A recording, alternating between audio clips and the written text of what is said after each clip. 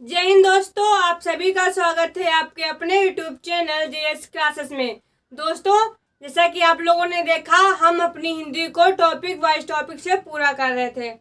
आज आपका रहने वाला है टॉपिक विराम चिन्ह। ये क्या होता है देखते हैं। देखो, कई बार आप लोगों ने देखा होगा कि जो वाक्य होते हैं उनमें हमें कहीं ना कहीं पर कोई ना कोई विराम चिन्ह लगा आवाज मिलता है, या फिर बोलने या फिर जब हम लिखते हैं तो कहीं पर तो हम ज्यादा रुक जाते हैं और कहीं पर कम रुकते हैं। तो ये सब क्या होते हैं, ये सब विराम ऐसे ऐसे आते हैं।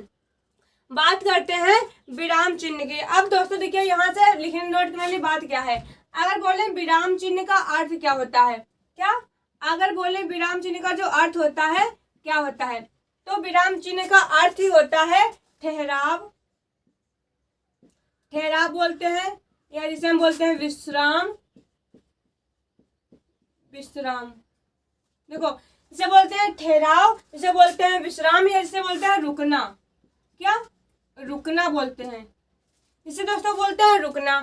जो हमारा विराम चिन्ह होता है, अगर उसके अर्थ की बात करें तो इसका अर्थ ही होता है कि किसी को बात को बोलना, जब जब रुकना या ठहरना या यहाँ पर विश्राम लेना, वह हमारा होता है विराम चिन्ह। दोस्तों, जो हमारे एक हमारे माने जाते हैं कब, वे हमारे थे कामता प्रसाद। ये बात बहुत अच्छी है, कामता प्रसाद। जो हमारे कामता प्रसाद जी थे, उन्होंने बताया था जो हमारे विराम चिन्ह थे उनकी संख्या दी गई है 20। कितनी? उनकी संख्या दी गई है 20। पूर्ण विराम को, जो ना पूर्ण विराम का चिन्ह होता है, उसको छोड़कर बाकी इन्होंने सारे चिन्ह माने हैं। ये बात होती है। अब बात करते हैं विराम चिन्ह कहाँ का प्रयोग होता है। दोस्तों, तो देखो, अगर हम जहां पर गलत चिन्ह लगा देंगे तो उससे हमारा पूरा वाक्य बेकार हो जाएगा। जैसे बात करते हैं, यहाँ पे देखते हैं एक एग्जाम्पल। देखो, यहाँ पे वो एक लिखा है, पढ़ो पढ़ो मत जाओ, मत जाओ। देखो, ये जो हमारा कॉमा लगा है, ये हमारा एक विराम चिन्ह है, ये हमारा अर्ध विराम है। ठीक है, ये हमारा अल्प विराम है, ये हमारा अल्प विराम है। तो क्या हुआ, पढ़ो, ये बोला है कि पढ़ो मत जाओ। तो अगर हम यहाँ पर गलत चिन्ह प्रयोग कर देंगे, यहाँ पर लिख देंगे पढ़ो मत जाओ, तो दोस्तों क्या हुआ, खाली हमारे एक विराम चिन्ह लगाने से पूरी की पूरी कहानी गलत हो गई। कैसे?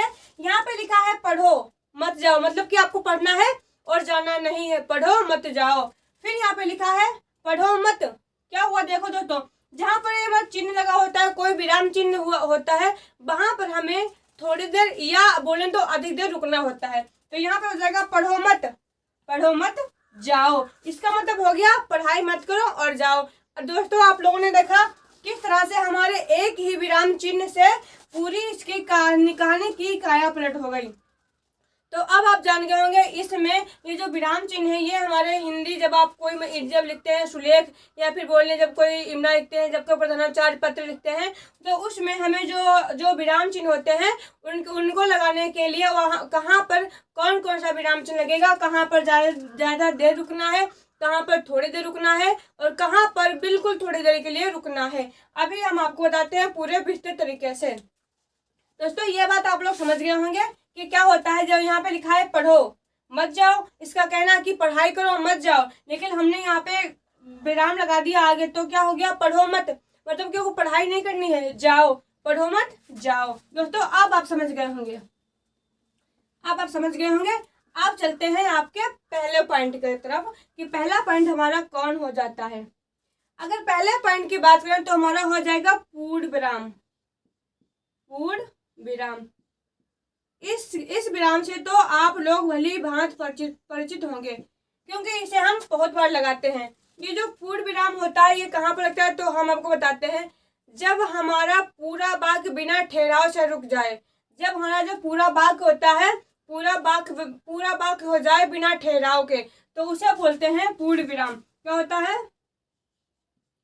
वाक्य पूरा हो जाए, वाक्य पूरा हो जाए बिना ठहराव के,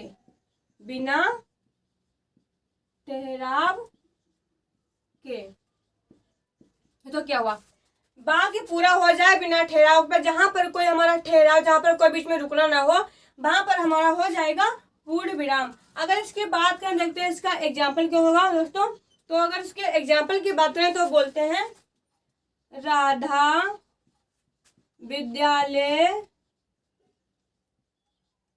गई। राधा विद्यालय गई। देखो दोस्तों, अगर पूर्ण विराम की बात करें तो इसका अगर चिन्ह की बात करें तो इसका चिन्ह होता है ये वाला, ये इसका चिन्ह होता है। इसे हम कई बार खड़ी पाई भी बोल देते हैं। अगर आपसे हिंदी में बोला खड़ी पाई तो याद रखना ये आपकी होती है खड़ी पाई। अब देखो दोस्तों, राधा विद्यालय गई, तो क्या हुआ, जो हमारा एक वाक्य था उसको हमने कहीं पर नहीं रोका, हमने बोल दिया राधा विद्यालय गई, हमने कहीं पर इसमें ठहराव नहीं लाया, तो यहाँ पर हमारा पूर्ण विराम अब यहाँ पर लग जाएगा ये, इसे बोलते हैं खड़ी पाई। तो दोस्तों क्या हुआ, जहां पर हमारा जो वाक्य होता है बिना ठहराव से पूरा हो जाए वहां पर हमारा हो जाएगा पूर्ण विराम। अब बात समझ में आई होगी। बात करते हैं दूसरे पॉइंट की, देखते हैं क्या होगा। यहाँ पर लिखते हैं मोहन खाना खाता है। देखो दोस्तों, मोहन खाना खाता है, तो आप बताओ क्या हम कहीं पर रुके या फिर कहीं पर थोड़ा हमने विश्राम किया? नहीं किया, हमने पूरा वाक्य ज्यों का त्यों बोल दिया कि मोहन खाना खाता है, मोहन खाना खाता है। तो क्या हुआ, तो जहां पर हमारा पूरा वाक्य बिना ठहराव के होगा वहां पर हम लगाएंगे पूर्ण विराम, इसे हम बोलते हैं खड़ी पाई। दोस्तों अब उम्मीद है अब आपको समझ में आया होगा। अगर हम आपसे कह दें सीता माता जा रही हैं, तो क्या हुआ, कहीं बीच में कोई ठहराव नहीं है, या जो मैं ठहराव आया है वो बिल्कुल लास्ट में आया है, तो क्या हो जाएगा, इसमें हमारा पूर्ण विराम लग जाएगा। अब बात करते हैं राधा स्कूल गई, या लवी ने या फिर लवी खाना खा चुकी है, लवी खाना खा चुकी है। तो क्या हुआ, जहां पर हमें कोई ठहराव ना आए और ऐसा ही बात कोई बोल दिया जाए तो वहां पर हमारा हो जाएगा पूर्ण विराम। दोस्तों चलते हैं अब दूसरे पॉइंट की तरफ। उम्मीद करते हैं यह पॉइंट आपको समझ में आया होगा। अब देखते हैं दूसरा पॉइंट क्या होता है। अगर दोस्तों दूसरा पॉइंट की बात करें तो हमारा हो जाएगा अल्प विराम। कौन सा हो जाएगा, दूसरा पॉइंट हो जाएगा हमारा अल्प विराम, अल्प विराम।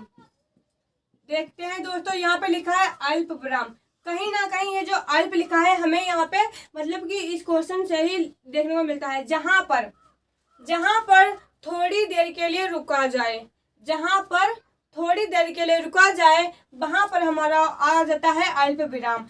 अल्प विराम होता क्या है, अल्प विराम हमारा होता है ये वाला, ये जो यहाँ पर लगता है ये हमारा होता है अल्प विराम। और कभी कभी इसे हम बोलते हैं कॉमा भी सब बोल देते हैं, क्या कॉमा अल्प विराम को ही बोलते हैं। तो यहाँ पे लिखा है अल्प विराम। अल्प विराम क्या होता है, इसे हम बोल देते हैं, इसे कई बार इसे हम कॉमा भी बोल देते हैं। जैसे कि यहाँ पर हमें नाम से ही पता चल रहा है अल्प विराम, जहां पर लिख लेते हैं दोस्तों, जहां पर थोड़ी देर या क्षण भर रुकना हो,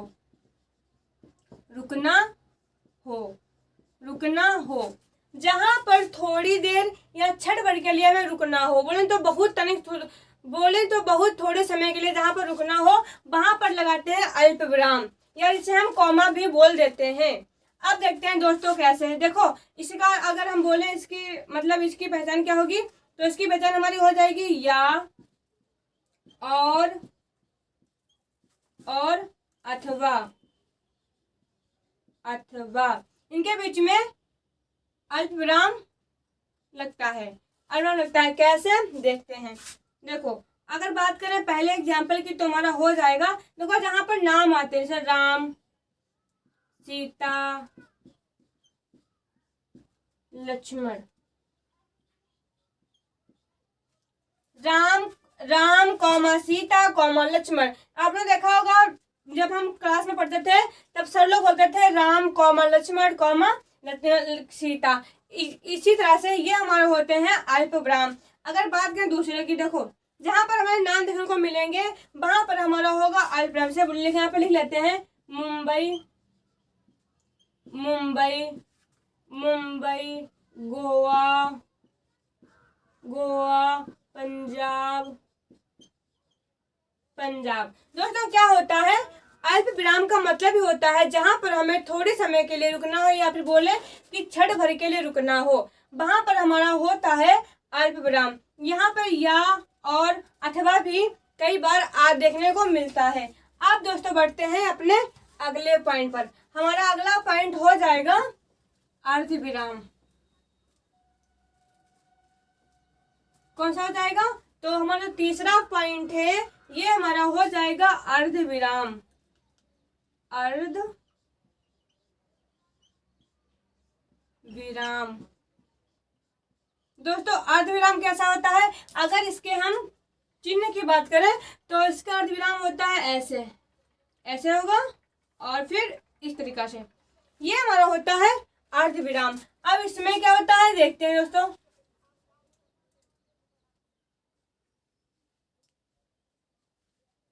यहाँ पे लिखा है अर्ध विराम। अर्ध विराम का क्या मतलब होता है, जहां पर हमें जैसे कि जैसे इसमें क्या होता है, इसमें क्या होता है जब एक ही वाक्य को कहना हो और उसके आगे भी कोई और बात को रखना हो तो उसे बोलते हैं अर्ध विराम। इसे हम कई बार बोल देते हैं अपूर्ण विराम, मतलब कि पूरा नहीं है, अपूर्ण विराम, अपूर्ण विराम। अगर दोस्तों इसकी बात करें तो इसमें क्या आ जाएगा, इसमें हमारा आ जाएगा किंतु, किंतु परंतु, किंतु परंतु, इसलिए, इसलिए, किंतु परंतु इसलिए। अगर आपको इस तरह के वाक्य में देखने को मिलता है तो ये हमारे हो जाएंगे अर्ध विराम। अब देखते हैं दोस्तों, अगर इसकी हम व्याख्या की बात करें तो व्याख्या इसकी क्या कहती है, इसकी व्याख्या कहती है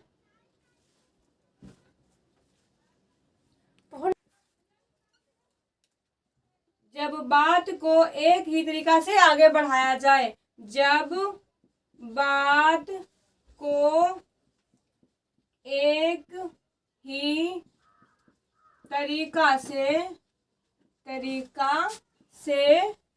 आगे बढ़ाया जाए। दोस्तों इसमें क्या होता है, जब बात को एक ही तरीके से आगे बढ़ाया जाए वहां पे हमारा होता है अर्ध विराम, जिसे हम बोलते हैं अपूर्ण विराम। कैसे देखते हैं, अगर इसके एग्जाम्पल की बात करें तो देखते हैं। देखो, बारिश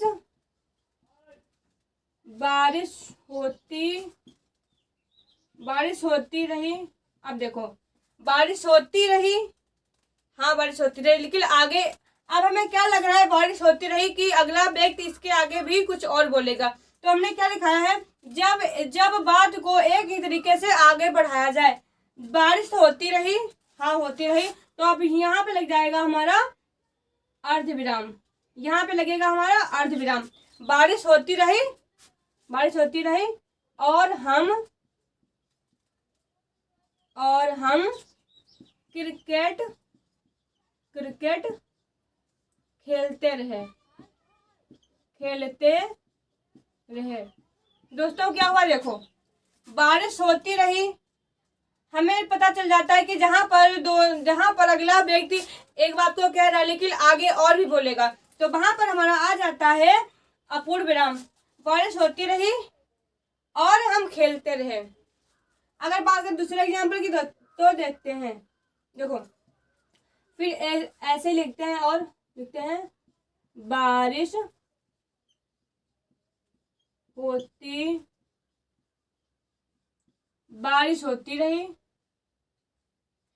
होती रही और हम पढ़ते रहे, और हम पढ़ते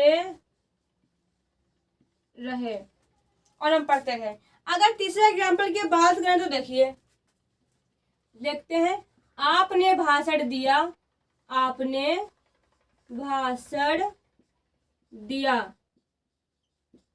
दोस्तों क्या लग रहा है, हम आपसे बोले आपने भाषण दिया और छोड़ देंगे, नहीं, उसके आगे भी लग रहा है कि इसके आगे अभी अगला वाक्य एक और कुछ कोई बोलोगे।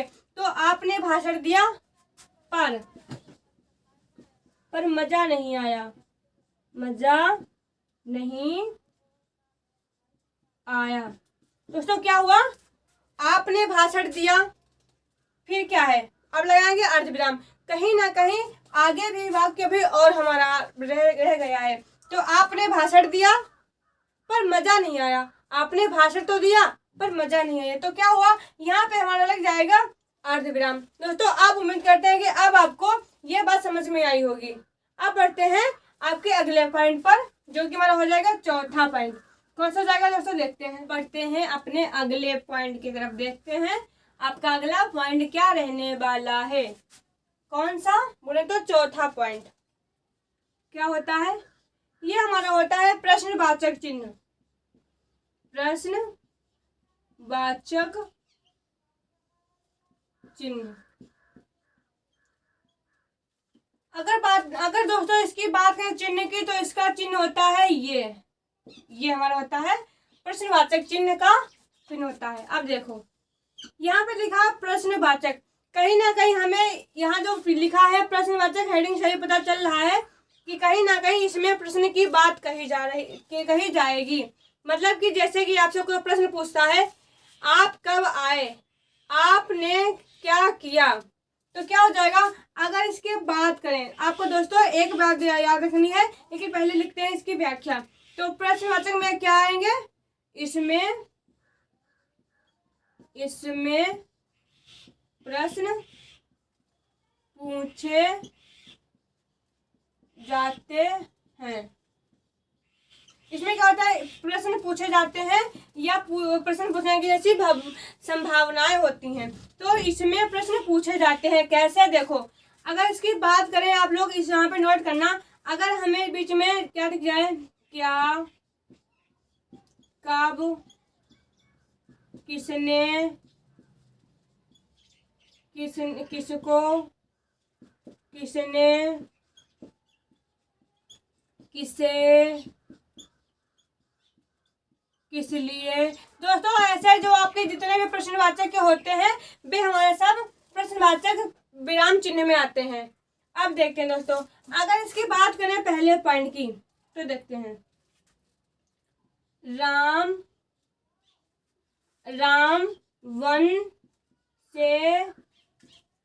वन से अयोध्या कब आए। तो दोस्तों देखो, राम वन से अयोध्या कब आए, तो क्या है, जो हमारे श्री प्रभु राम थे वे हमारे बन के 14 वर्ष पूरे करके वे जब अयोध्या आए, तो जिन्हें पता नहीं चला था या फिर जो नहीं जान पाए थे कि राम जी आ गए हैं, तो वे लोग पूछ रहे थे कि राम वन से अयोध्या कब आए।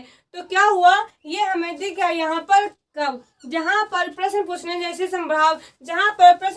जैसे वाक्य आते हैं वहां पर हमारा लगता है क्वेश्चन मार्क। ये हमने लगाया यहाँ पर क्वेश्चन मार्क। दोस्तों तो यहाँ पर लगता है क्वेश्चन मार्क। अगर बात करते हैं दूसरे पॉइंट की, अगर हम यहाँ पर लिखते हैं तुमने अपना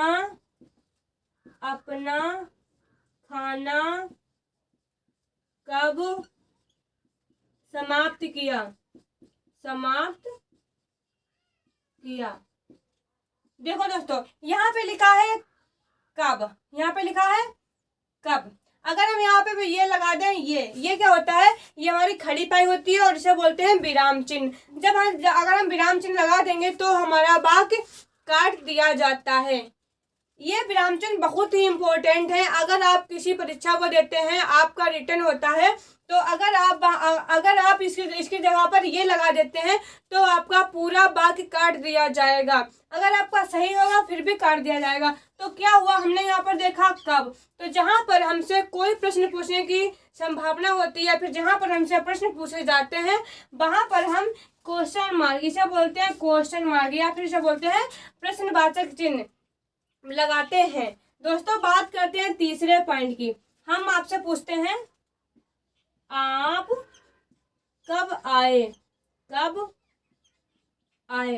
दोस्तों क्या हुआ, देखो आप कब आए, कब दिख गया, कब, तो यहाँ पर हम लगाएंगे प्रश्नवाचक चिन्ह। अब देखो आप कब आए, आप आए हैं तो एक तरीका से हम आपसे प्रश्न तो पूछ रहे हैं कि आप कब आए, तो आप कब आए यहाँ पे लिखा हमारा कब, तो ये हमारा हो जाएगा आप कब आए, तो यहाँ पर हमारा लग जाएगा प्रश्नवाचक चिन्ह। दोस्तों क्या होता है, जहाँ पर हमसे प्रश्न पूछे जाते हैं या फिर आप कब आए, आपने खाना कब खाया, आप वहाँ कब गए, वह वहाँ से कब आया, या फिर हम वहाँ कैसे जाएंगे, कब, कहाँ, कैसे, किसको, किस लिए, जैसे भी हमारे इस प्रकार के वाक्य होते हैं ये सब हमारे प्रश्नवाचक चिन्ह के अंतर्गत आते हैं। दोस्तों आप उम्मीद करते हैं कि अब आपको ये हेडिंग समझ में आई होगी। अब चलते हैं नेक्स्ट पॉइंट पर। अगर नेक्स्ट पॉइंट की बात करें तो क्या हो जाएगा, देखते हैं दोस्तों क्या हो जाएगा। अगर बात करें 5वें पॉइंट की तो हमारा हो जाएगा विस्मयादिबोधक। दोस्तों हमने विस्मयादिबोधक कई बार बताया है, अगर आप लोगों ने हमारी क्लास देखी होगी तो आप जानते होंगे।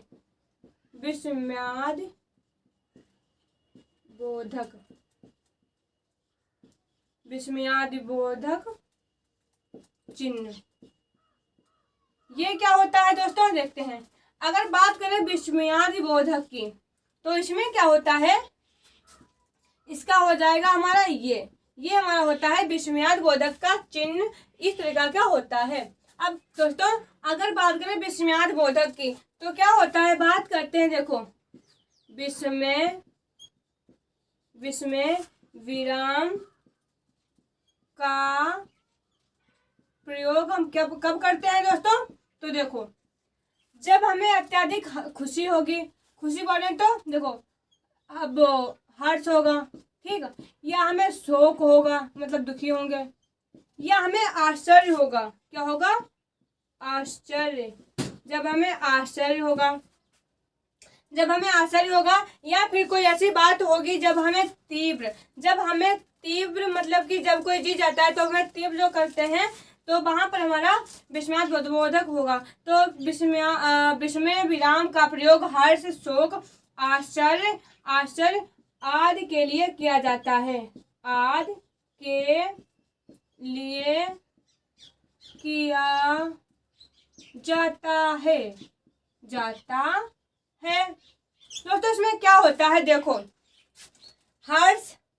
हर्ष उल्लास मतलब कि हंसी, शोक, दुखी, आश्चर्य, कोई मतलब कि आप जैसे कि हो, आपका वो फ्रेंड आ गया तो आप क्या आश्चर्य हो जाओगे, आप बोलोगे अरे तुम कब आए, तो क्या हुआ, हम आश्चर्य हो गए थे और हमने बोला कि अरे तुम कब आए। आप देखते हैं इसका ये क्या होते हैं, एक बार आप इस तरीका से बोल दो, जब हमें अचानक कोई खुशी मिल जाए, अचानक कोई दुख मिल जाए, या अचानक हम आश्चर्य में पड़ जाएं, वहां पर भी हमारा विस्मयादिबोधक चिन्ह आता है। अगर बात करें पहले पॉइंट की तो दोस्तों इसका क्या होता है, देखते हैं। आप देखते हैं, देखो जैसे कि आपके घर में आपकी मनपसंद कोई मतलब कि कोई रेसिपी बन गई, या बोल दें आपके घर में आपके मनपसंद का कोई खाना बन गया, तो आप क्या बोलोगे, आप क्या बोलोगे, आप क्या बोलोगे, वाह खाओगे तो बोलोगे वाह, मजा आ गया, मजा आ गया। दोस्तों क्या होता है, मजा आ गया। ये जो हमारे विस्मयादिबोधक होते हैं ये लास्ट में ना लगकर ये पहले लग जाते हैं, जहां पर हमें इस तरह के वाक्य दिखते हैं। तो खाना बना तो ये तो नहीं कहा कि हम मतलब खाया फिर सोचे तब बोले, नहीं ऐसा कुछ नहीं है, जो हमसे स्वतः निकल जाए, चीज निकल जाए कि वाह क्या बात है, या फिर वाह मजा आ गया। अब दोस्तों देखते हैं दूसरी बात, जैसे कि आपके घर में कोई एक भारी विपत्ति आ पड़ी तो आप बोलेंगे हे भगवान।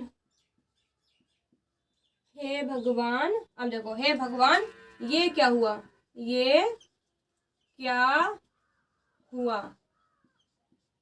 तो क्या हुआ, भारी शोक हुआ, हे भगवान ये क्या हुआ, तो यहाँ पे हमारा आ जाएगा विस्मयादिबोधक। अब बात करते हैं तीसरे पॉइंट की, आश्चर्य की। जैसे कि आप हैं, आपके घर में आपके घर में आपके मामा आ गए, पापा आ गए, मतलब कि आपका भाई आ गया, या फिर आपके कोई फ्रेंड आ गए आज, मतलब कि एकदम से आपको बिना बताए आपको सरप्राइज देने के लिए, तो आप क्या बोलेंगे? अरे अरे तुम कब आए? अरे तुम कब आए? दोस्तों इस तरीके के आपके जितने भी वाक्य होते हैं वे हमारे विस्मयाद बोधक के अंतर्गत आते हैं। दोस्तों अगर बात करें तो यहाँ पर एक चीज और नोट कर लीजिए, देखते हैं वो क्या होता है।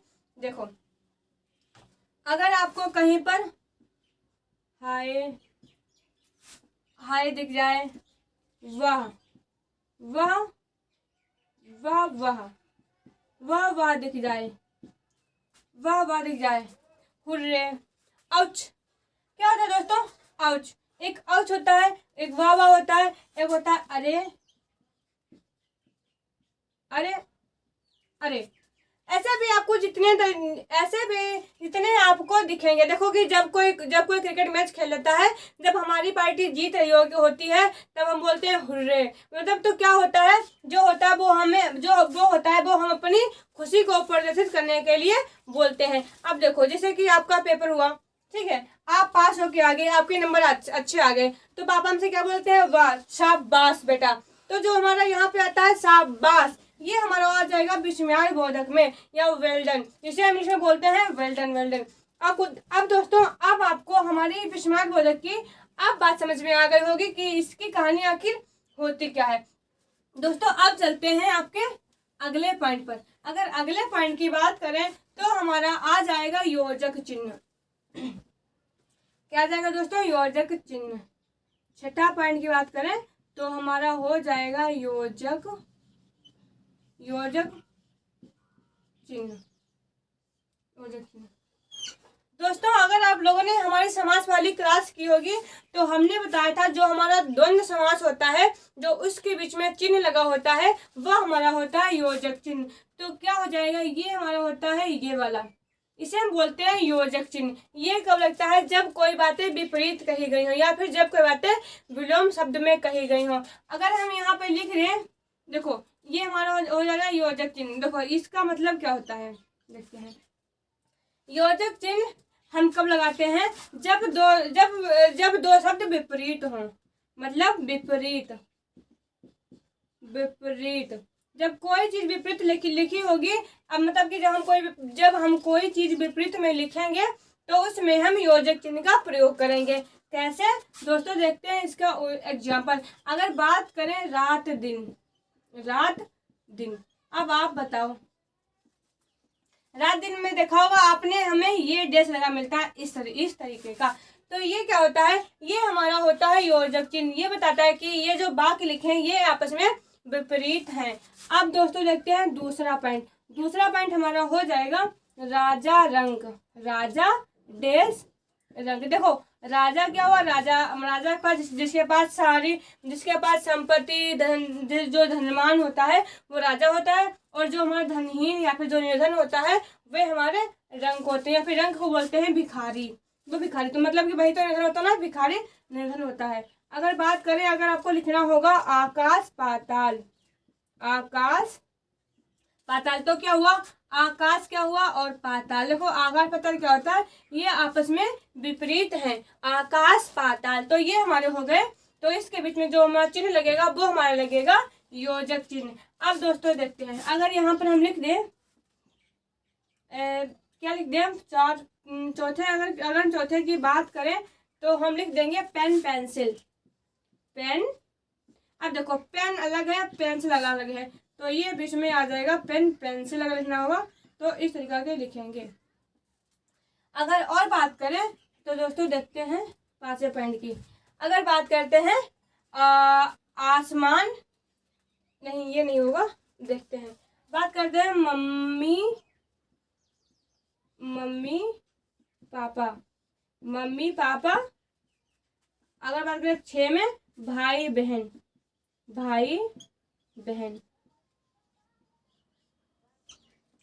इस तरीके के आपको जितने शब्द दिखेंगे जो आपस में विपरीत होते हैं उनमें हम योजक चिन्ह का प्रयोग करेंगे। दोस्तों अब अब आप अच्छे तरीके से समझ गए होंगे कि योजक चिन्ह का मतलब क्या होता है। इसका होता है विपरीत। जब चीजें हमारे विपरीत में लिखी होंगी ये हमारी योजक चिन्ह कहलाती हैं। दोस्तों अब बढ़ते हैं आपके अगले पॉइंट पर, जो हमारा हो जाएगा लाघव चिन्ह।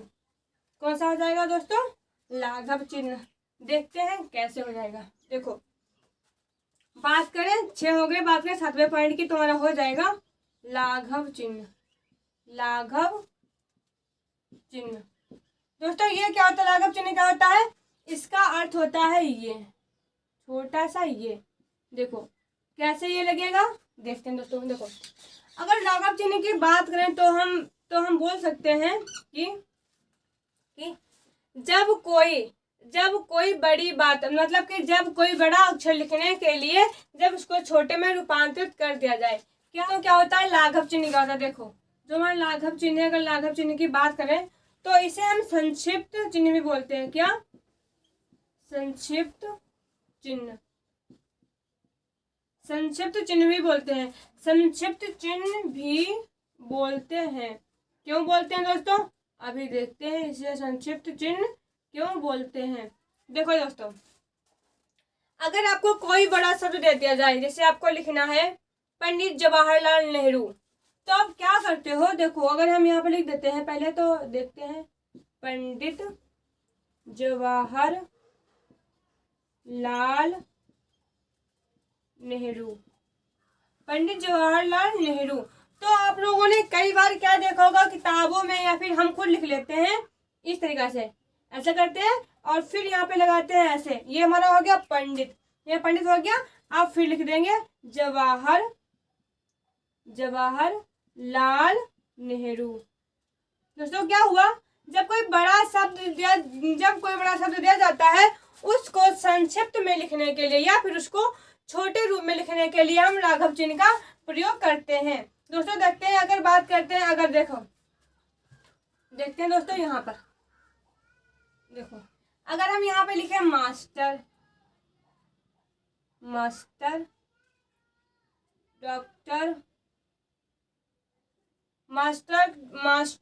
डॉक्टर। अब देखो दोस्तों, ये हमारा लिखा है मास्टर। अगर मास्टर को अगर हम जल्दी में लिखते हैं तो कैसे लिखते हैं? ऐसे लिखते हैं माँ और ये लगा देते हैं। यही हमारा होता है लाघव चिन्ह। लाघव चिन्ह क्या होता है? बड़े शब्द को छोटे रूप में परिवर्तित करने के लिए हम लाघव चिन्ह का प्रयोग करते हैं। यहाँ पे लिखा है डॉक्टर, तो कई बार देखा होगा आपने, डॉक्टर को हमने ऐसे लिखते हैं, ऐसे इस तरह के हम लिखते हैं डॉक्टर। अब आप समझ गए होंगे। अगर बात ये हो गया मास्टर, डॉक्टर, तो अब आप समझ गए होंगे जब बड़ा शब्द लिखना होता है तो उसको जब हम छोटे शब्द में लिखते हैं तब वहां पर हम लाघव चिन्ह, ये हमारा होता है लाघव चिन्ह, ये होता है लाघव चिन्ह, तब हम लाघव चिन्ह का प्रयोग करते हैं। दोस्तों अब आप समझ गए होंगे कि ये जो मास्टर में लगाते थे इसका नाम था लाघव। अब समझ में आया कि हाँ, जब हम लगाते हैं तब ये हमारा होता था लाघव चिन्ह। दोस्तों अब ये लाघव चिन्ह की बात भी समझ में आई होगी बिल्कुल अच्छे तरीके से, हम उम्मीद करते हैं। ठीक है, अब देखो लाघव चिन्ह एक बार फिर से देखते हैं कि लाघव चिन्ह होता क्या है। जब किसी बड़े शब्द को हमें छोटे शब्द में लिखना हो उसे बोलते हैं लाघव चिन्ह। दोस्तों एक और देखते हैं, अगर यहाँ पे बात करते हैं पंडित की, अभी हमने आपको बताया था पंडित। अगर पंडित को हम छोटे शब्द में लिखें तो कैसे हो जाएगा? तो यहाँ पर हम ऐसे लिख देंगे, पा लिख देंगे और ये बिंदी लगा देंगे, ये हमारा हो जाएगा पंडित। ये हमारा हो जाएगा पंडित। क्या हमने क्या छोटे रूप में इसे लिख दिया। मास्टर को इस तरीका से, डॉक्टर को इस तरीका से और पंडित को इस तरीका से। दोस्तों उम्मीद करते हैं कि अब आपको ये लाघव चिन्ह की क्लास समझ में आई होगी। अब दोस्तों बढ़ते हैं नेक्स्ट पॉइंट पर। नेक्स्ट पॉइंट पर बढ़ते हैं, देखते हैं क्या होता है। अगर हम 8वें पॉइंट की बात करें, 8वें पॉइंट की बात करें दोस्तों, वो क्या होता है देखते हैं। 8वां पॉइंट, अगर 8वें पॉइंट की बात करें तो हमारा हो जाएगा विवरण चिन्ह। कौन सा हो जाएगा? विवरण चिन्ह। विवरण चिन्ह। अब विवरण चिन्ह क्या होता है दोस्तों देखते हैं। अगर विवरण चिन्ह की बात करें तो हमारा हो जाएगा ये वाला, इस तरीका से। ये हमारा होता है विवरण चिन्ह। मतलब क्या होता है, जैसे कि जब हम लिखते हैं व्याख्या, जब हमें व्याख्या लिखनी होती है तो व्याख्या कर देते हैं, ठीक है, और फिर उसके आगे ये चिन्ह लगाते हैं, इसी को बोलते हैं विवरण चिन्ह। मतलब कि इसके आगे अभी हमें और बहुत कुछ विवरण करना होता है। अगर यहाँ पे लिखते हैं जीवनी, अगर किसी जीवनी लिखते हैं तो ऐसे कर देते हैं और फिर ये चिन्ह लगाते हैं, ये हमारा होता है विवरण का चिन्ह। दोस्तों अब आप समझ गए होंगे विवरण चिन्ह कहाँ पर लगता है, जब हमें उसके आगे और बहुत ढेर सारा विवरण करना होता है, मतलब कि उसकी व्याख्या, मतलब उसके आगे बहुत कुछ उसके बारे में बताना होता है, ये हमारा होता है विवरण चिन्ह। दोस्तों अब आप समझ गए होंगे। अगर बात करते हैं नेक्स्ट पॉइंट की तो क्या होता है, देखते हैं दोस्तों। अगर बात करते हैं 9वें पॉइंट की तो हमारा हो जाएगा लोप चिन्ह। 9वें पॉइंट कौन सा हो जाएगा, लोप चिन्ह। लोप चिन्ह दोस्तों ये क्या होता है, लोप चिन्ह क्या होता है देखते हैं। लोप चिन्ह का अगर बोले इसका चिन्ह क्या होता है तो इसका ये होता है, ये दिया रहता है। देखो यहाँ पे लिखते हैं मेरा dot dot dot dot dot महान है। देखो कई बार आपने पेपर में देखा होगा, आपको इस तरीका से दिया रहता है और नीचे आपको 1 2 3 4 ये आपको ऑप्शन दिए रहते हैं और आपको यहाँ पर कोई चीज भरनी होती है। तो क्या होता है, यहाँ पर किसी चीज का लोप होता है और उसे हमें भरना होता है। तो हम यहाँ पे भरेंगे भारत, क्या भारत। तो ये अब हमारा क्या हो गया, हमारा भारत महान है। तो दोस्तों क्या हुआ, जो हमारा भारत था ये हमारा लोप था। तो जहां पर हमें इस तरीके से बिंदी लगी मिल जाएंगी, ये हमारे दर्शाती हैं लोप की। तो मेरा भारत महान है, ठीक है। तो अब आप समझ गए होंगे कि लोप चिन्ह भी क्या होता है। अगर बात करते हैं दूसरे मतलब कि नेक्स्ट एग्जाम्पल की, देखो मेरा भारत महान है। अब देखो वह मेरा dot dot dot dot dot है, वह मेरा डॉट डॉट डॉट है। तो क्या है, देखो यहाँ पर अगर कोई चीज नीचे दी रही होगी तो हम उसे, देखो वह मेरा है, वह मेरा है। तो यहाँ पर अगर हम भरने की बात करें तो यहाँ पर हम भर देंगे देश, वह मेरा देश है। तो दोस्तों क्या हुआ, ये जो यहाँ पर लोप था ये लोप हमारा देश का था। ऐसे आप समझ गए कि जो ये हमारा चिन्ह होता है ये इसे बोलते हैं लोप चिन्ह। लोप चिन्ह का मतलब क्या होता है, जहाँ पर कोई चीज मतलब कि लोप चिन्ह का मतलब होता है जहाँ पर कोई चीज दी नहीं गई होती उसका लोप होता है और उसको वहां पर लिखना होता है। तो इसका मतलब ये होता है। अब दोस्तों ये बात समझ में आ गई होगी। अब बढ़ते हैं अगले पॉइंट पर। अगर अगले पॉइंट की बात करें, अगर अगले पॉइंट की बात करें 10वें पॉइंट की, तो इसे बोलते हैं त्रुटि बोधक। त्रुटि बोधक चिन्ह। इसका दोस्तों एक और नाम आता है, क्योंकि ये बहुत बार पूछा जाता है कि हंस चिन्ह कौन सा होता है, हंस चिन्ह। अब दोस्तों ये क्या होता है, त्रुटि बोधक चिन्ह, हंस बोधक चिन्ह क्या होता है। देखो दोस्तों जहां पर हम कोई चीज लिखते हैं और वहां पर हमसे त्रुटि हो जाती है, जैसे कि हम यहाँ पे लिखते हैं, देखना यहाँ पर अगर हम यहाँ पे बता दें किसी वाक्य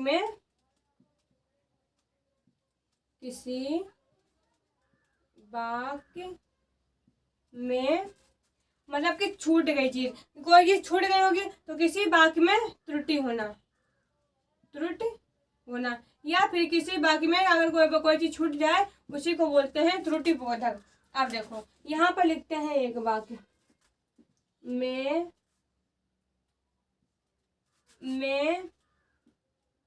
दोस्तों लगते हैं किसी वाक्य में त्रुटि होना, या फिर बोल सकते हैं कि छूटा हुआ भाग, क्या छूटा, यहाँ पे दोस्तों लिख लेंगे किसी वाक्य में छूटा हुआ भाग। जब भाग कोई छूट जाता है और हमें उसे वहां पे लिखना होता है, वहां पर हमारा आज होता है त्रुटिबोधक चिन्ह या फिर हंस पद। अब देखो दोस्तों, अगर बात करते हैं पहले एग्जाम्पल की तो देखते हैं क्या हो जाएगा। यहाँ पर आ जाएगा मोहन मोहन मोहन कुल्हाड़ी से काटेगा। देखो अब क्या हुआ, मोहन कुल्हाड़ी से काटेगा। मोहन कुल्हाड़ी से काटेगा, क्या काटेगा? तो कहीं ना कहीं भूल गए हैं कि मोहन कुल्हाड़ी से लकड़ी काटेगा, तो लकड़ी हमें यहाँ पे लिखना है। तो अब कैसे लिखेंगे, तो यहाँ पर पहले हम लगाएंगे ये हंस पद इस तरीका से, ये हमारा होता है हंस पद, हमारा होता है इस तरीका से, ये लगाएंगे हंस पद और फिर यहाँ पर लिख देंगे लकड़ी। ऐसे होता है हमारा त्रुटिबोधक चिन्ह। जहाँ पर कोई छूटा हुआ भाग होता है उसे लिखने के लिए हम त्रुटिबोधक चिन्ह का प्रयोग करते हैं। मोहन कुल्हाड़ी से लकड़ी काटेगा, तो हम जान के लकड़ी हमारी छूटी थी तो उसे हमने यहाँ पर लिख दिया। अगर दोस्तों बात करते हैं दूसरे पॉइंट की तो देखते हैं, मोहिनी कर लो, मोहिनी से लिखेगी। मोहिनी से लिखेगी, ये क्या हुआ, हमें लग रहा है कि यहाँ पर देखो मोहिनी से लिखेगी, यहाँ पर हमारा कोई बाकी छूट जाए, तो यहाँ पर हमारा कोई बाकी छूट गया है, यहाँ पर हमारा आएगा पेन। तो अगर हमें यहाँ पे पेन लिखना है तो पहले हम यहाँ पे त्रुटिबोधक चिन्ह लगाएंगे और फिर यहाँ पे लिखेंगे पेन। अब मान लिया जाएगा कि ये जो त्रुटिबोधक चिन्ह लगा है, अब ये पेन यहीं पर आएगा, तो मोहिनी पेन से लिखेगी। दोस्तों उम्मीद करते हैं अब आपको ये बात समझ में आ गई होगी कि ये त्रुटिबोधक या फिर हंस पद बोलते हैं, या चिन्ह कर लो कोई बात नहीं। तो हंस पद उसे कहते हैं। दोस्तों अब आप समझ में आ गया होगा, जहां पर हमारा छोटा भाग होता है अगर उसे लिखेंगे तो वहां पर हम लगाएंगे त्रुटिबोधक चिन्ह, या जिसे हम हंस पद कहते हैं। अब बात समझ में आ गई होगी ये वाली भी। अब दोस्तों चलते हैं अगले पॉइंट पर, देखते हैं अगला पॉइंट हमारा क्या होता है। अनुव्रत चिन्ह हो जाएगा हमारा, क्या हो जाएगा, अनुव्रत चिन्ह। दोस्तों ये क्या होता है, ये हमारा इस तरीके से दिया रहता है, इस तरीके से। ये कहाँ पर लगता है दोस्तों, देखो जैसे कि आपके यहाँ शादी है, ठीक है, तो आपके यहाँ मतलब कि पैसा दिए जाते हैं तो वहां पे लिखा जाता है। अगर एक लोग आए, ठीक, उन्होंने कहा कि भाई हमारे 101 रुपए हैं, 101 रुपए हैं, और ये हमारा यहाँ पे लिखा है गांव का नाम। ये वहाँ पे कोई गांव में रहते हैं, यहाँ पे उन्होंने गांव का नाम लिखा दिया और चले गए। दूसरे लोग आए, उन्होंने कहा भाई ये तो दूसरे लोग आए, उन्होंने कहा कि मेरे भी 101 रुपए हैं, तो हम क्या करेंगे, 101 रुपए ना लिख करके सिर्फ पैसे कर देंगे और रुपए पैसे कर देंगे, और जो उनका गांव का नाम होगा या फिर जो उनका शहर का नाम होगा वो यहाँ पर लिख देंगे। तो क्या होता है, जहाँ पर सेम की चीजें सेम लिखनी होती है वहां पर हम अनुव्रत चिन्ह का प्रयोग करते हैं। देखो अगर तीसरा व्यक्ति है, वो भी कह रहा है कि भाई मेरे भी 100 रुपए देने हैं, तो वो भी वहां पर ऐसा कर देगा और ऐसा कर देगा और ऐसे यहाँ पर जो उसका भी जो गांव होगा या शहर होगा वो यहाँ पर लिख देगा। अब आप समझ गए होंगे कि अनुव्रत चिन्ह होता क्या है। देखो अगर अब देखना अब हम आपको बताते हैं एग्जाम्पल। अब आप समझ गए होंगे, अब एग्जाम्पल भी देखते हैं। देखो हम बोलते हैं लिखते हैं राधा खेलने जाती है, राधा खेलने जाती है, और इसी के बाद में हमें लिखना है कि मोहिनी पढ़ने जाती है। अब जाती है फिर हमें लिखना है, तो क्या करेंगे, इसको हम ना लिख करके यहाँ पर हम अनुव्रत चिन्ह का प्रयोग कर देंगे। यहाँ पर हम जान जाएगा जो भी होगा कि यहाँ पर हमें जाति और है यहाँ पर लिखा है, इसका मतलब होता है अनुव्रत चिन्ह। मतलब कि अनुव्रत का होता है कि सेम उसी चीज को वही चीज लिखना जब हम कोई चीज होगी, जब उसको हम सेम को सेम नीचे उतारेंगे, वहीं पर हम लगाते हैं अनुव्रत चिन्ह। दोस्तों अब आप समझो, में अब आप लोग समझ गए होंगे। अब बढ़ते हैं अगले पॉइंट पर। अब दोस्तों देखते हैं नेक्स्ट हमारा हो जाएगा अवतरण चिन्ह। अवतरण चिन्ह या हमारा हो जाएगा अवतरण, या हमारा हो जाएगा उद्धरण चिन्ह। दोस्तों ये क्या होते हैं देखते हैं। अगर इनके चिन्ह की बात करें तो क्या हो जाएगा, तो इसका होता है ये वाला होता है, और ये होता है, और ये होता है। इसे बोलते हैं अवतरण, इसे बोलते हैं उद्धरण। ये दोस्तों होते क्या है देखते हैं। अगर आपको बताएं हम, देखिए जैसे यहाँ पे लिखते हैं यामा महादेवी वर्मा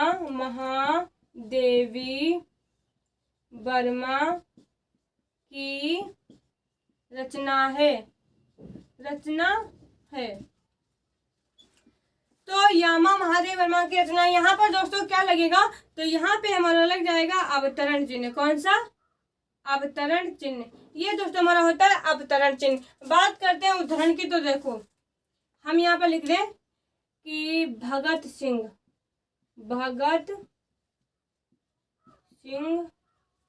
ने कहा क्या कहा?